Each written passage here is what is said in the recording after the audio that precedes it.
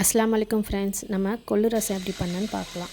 100 gram அளவுக்கு கொள்ளு எடுத்து நல்லா அலசிட்டு குக்கரில் போட்டு ஒரு 7-8 டம்ளர் தண்ணி வச்சு நல்லா 7 விசில் விட்டு அதை ஆஃப் பண்ணி எடுத்து வச்சுக்கோங்க.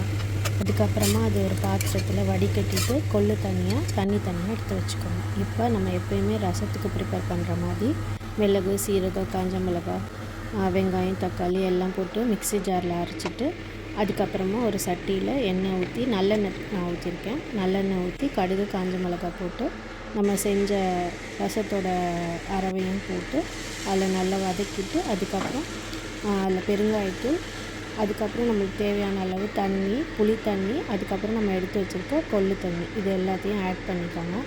ஆட் பண்ணிவிட்டு நம்மளுக்கு தேவையான அளவு மஞ்சத்தூளும் கல்லுப்பும் போட்டு கலந்து விட்டுருங்க. கலந்து விட்டுட்டு அதை நல்லா மீடியம் ஃப்ளேமில் வச்சு கொதி வர அளவுக்கு சூடு பண்ணுங்கள். சூடு பண்ணிவிட்டு கொதிக்க வரும்போது ஸ்டவ் ஆஃப் பண்ணிவிட்டு மல்லித்தலை போட்டு இறக்கிட்டு சர்வ் பண்ணலாம்.